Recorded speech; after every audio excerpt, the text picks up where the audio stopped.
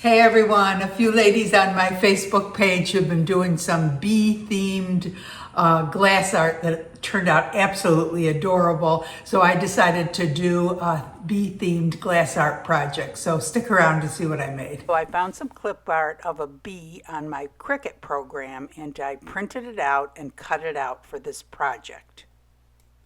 They are super easy and turn out so cute. So I picked up these frames from Dollar Tree. They're 8.5 by 6.5 inches. And they're just plastic, but they are so cute from the front. They really look like distressed wood. I was surprised. But when you take the backing off, you find it's a piece of glass that's going to rest on a thin piece of plastic. So this will be more difficult to seal up. So what I decided to do was to use UV resin to seal it up. It's in your best interest to use the high viscosity UV resin because it won't drip as much, but still I had drip. So I went around that thin edge with the high viscosity UV resin and then just put the piece of glass down and use the UV light to set it. But I did get some drips around the edge on the other side, and some I was able to just pluck off, and anything that gets on the glass will be covered up by your regular epoxy resin, so don't worry about that. So for the bee, you need flat glass. I first tried to do it on a round cup and it just was too rounded, and then I hit it on a piece of sea glass, but I sprayed it with some spray paint and I didn't really like the way it came out, so I'm just using it as a pattern. And you can do this with a piece of paper. You can cut a piece of paper out the shape that you want it, set it on top of the glass and just nip around it as a pattern. So this part I'm going to go through kind of slow. You can fast forward if you already know how to do this. So I just slowly went around my little pattern until I had cut all the way around to the back. And then after I was done cutting it out, I went back around and nipped it just to smooth it out a little bit. And I'm actually going to take it out to the garage in a second and smooth it out some more with the grinder. But if you don't have a stained glass grinder, you can use a little sandpaper or sand block and just go over the edges quick. Or you can throw it in the tumbler for an hour and it'll smooth the edges out so that the glass won't cut you. So I'm doing 2 bumblebee projects, so I'm cutting out another one and I'm just using that as a pattern for the second one. And then again, like I said, I take it out to the garage to the stained glass grinder and I just kind of sand the edges of it. And when you're using a grinder like this, you really need to wear safety glasses and also a respirator. And make sure you have a lot of water in there because that glass dust can get in your lungs and little pieces of shards of glass can fly.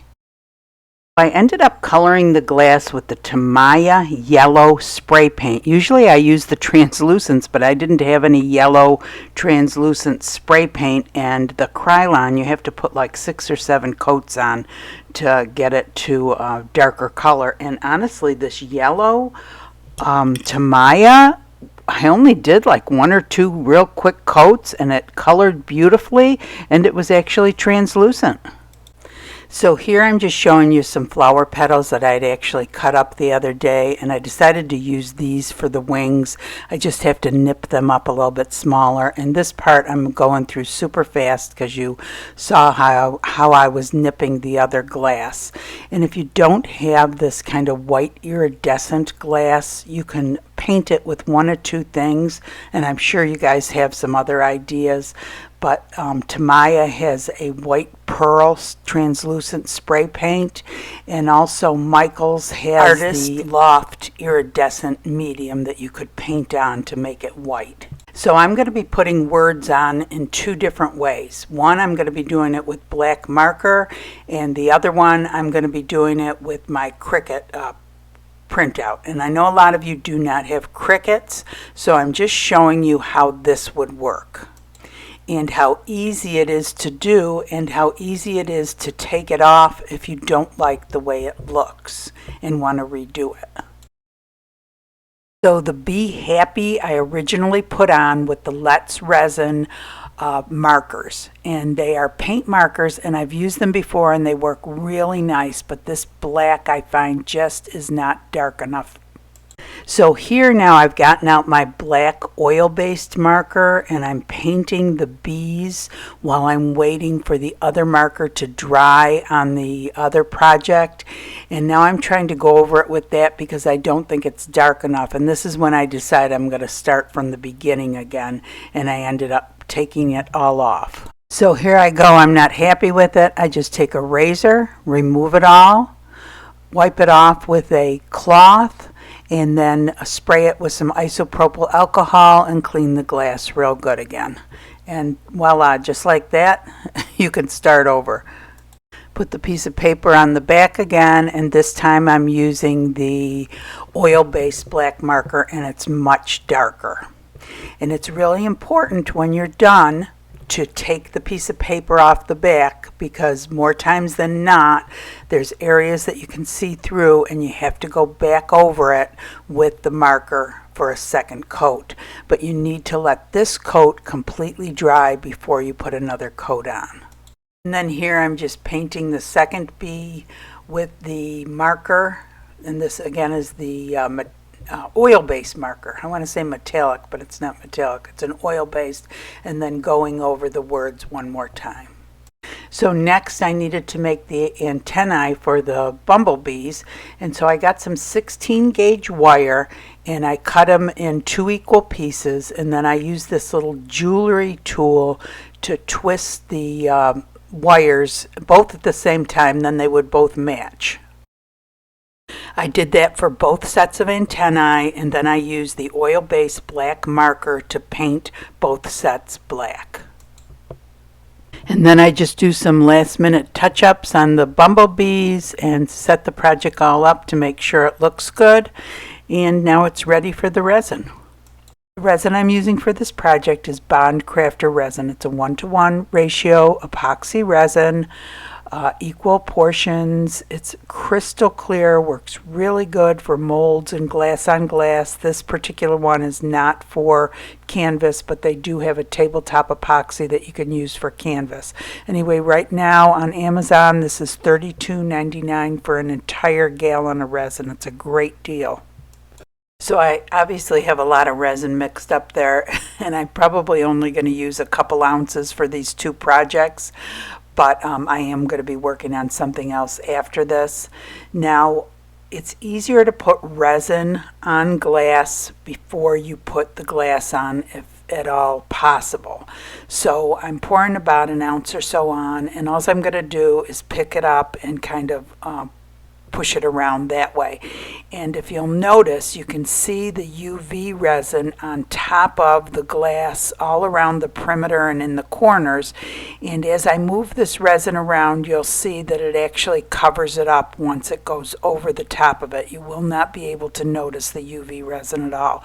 The only place that you'll be able to notice the UV resin if it's gotten up around the perimeter and onto the frame, which it actually has in some spots. So I'm not really sure that that was the best way to do it. I'm thinking maybe if we had used the clear Elmer's glue and sealed it from the front by putting a couple cups under the glass so it would push it up against the frame, and then just sealed around the perimeter with clear Elmer's glue, or maybe even with the UV resin that way, because then it wouldn't have dripped up onto the frame at all. And then I start using the kitchen torch to get rid of the bubbles. And you don't have to use a kitchen torch if you don't have one. I don't know if you can see up at the top, I have the heat diffuser up at the top, and you could use that to get rid of bubbles. And then I just go ahead and put my project together. I do use my little silicone tool to put the resin onto the glass, because I like when all the glass is covered with resin also. It makes it nice and shiny. So this is my new glass heat table. Yvonne from our Facebook group had told me about this. She has one, and it is huge, and it is so cool. It comes with a rubber mat to go over it, a silicone mat. And all you do is over here are your controls. You just turn it on and you go to your settings, and that's how you increase how long you want it on for. And you can also increase the temperature. 122, 140, and 158 is the highest. And I usually put it for 2 hours at 158, and everything's done within 2 hours. It is super nice. I am so glad that I got this. This helps so much. And it's the silicone mat that it comes with, and then I do take plastic and put it over the top of that also. And then it also comes with this cover that not only holds the heat in, but also acts as a dust cover. And it folds down to almost nothing for easy storage. Then another person on my Facebook group told me about this wonderful mat. I ended up buying 2 of them. It cleans up so easily that resin comes right off. It's not like the regular silicone mats that we get, the cheap, smaller ones. This one, well, it's huge. It more than covers the table, the huge table that I have.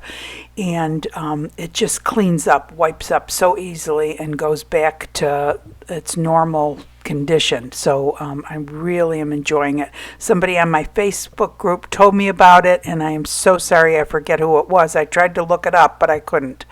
So anyway, next with putting this together, because I did end up getting some resin up around on the frame, inside of the frame, I guess you'd say, and also because I thought it just needed a little more color, I decided to put some of this glass around the perimeter, just in the bottom 2 corners, and then kind of up around the curve of the top.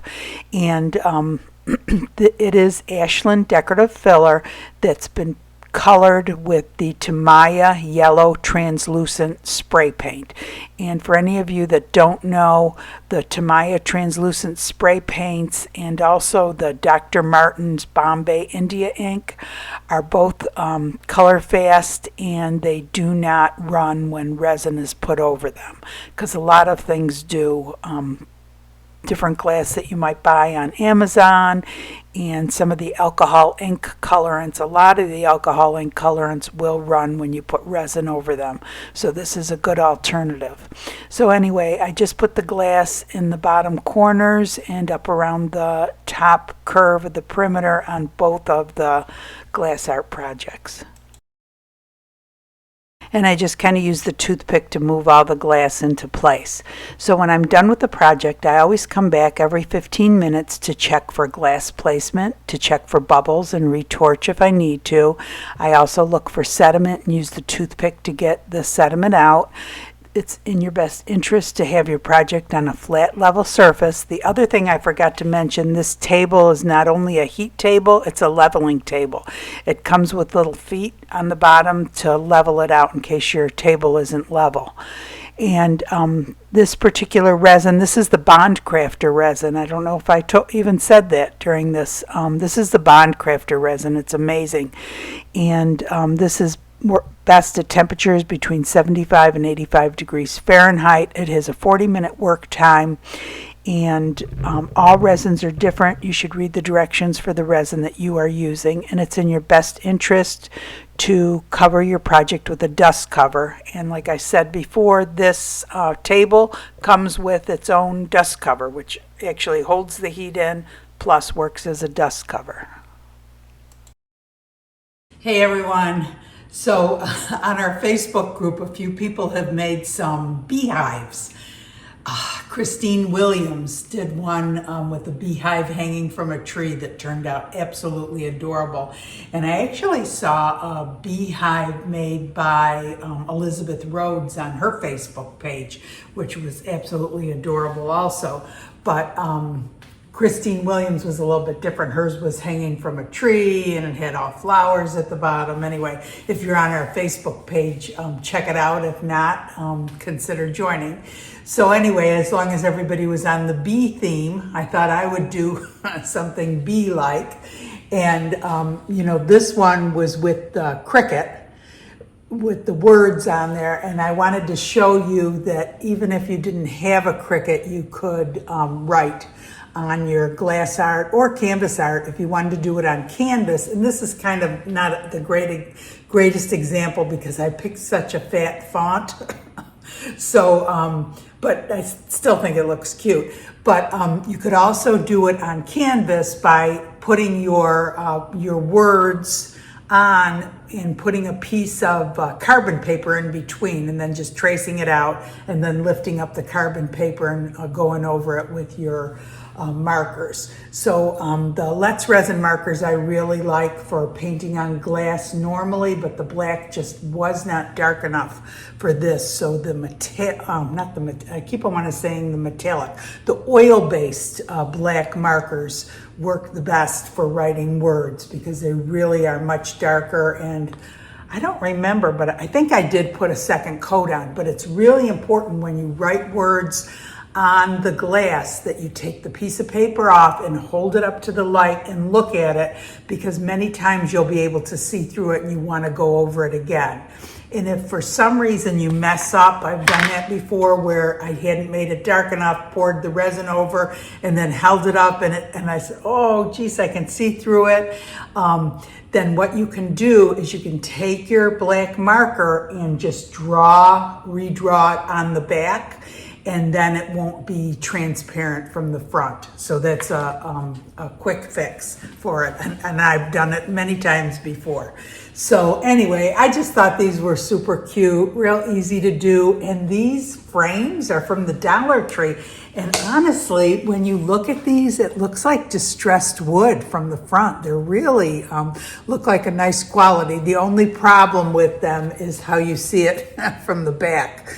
So I don't know if you guys have any kind of, you could put something around there or what, but if you sell your art, but I just think they're really cute.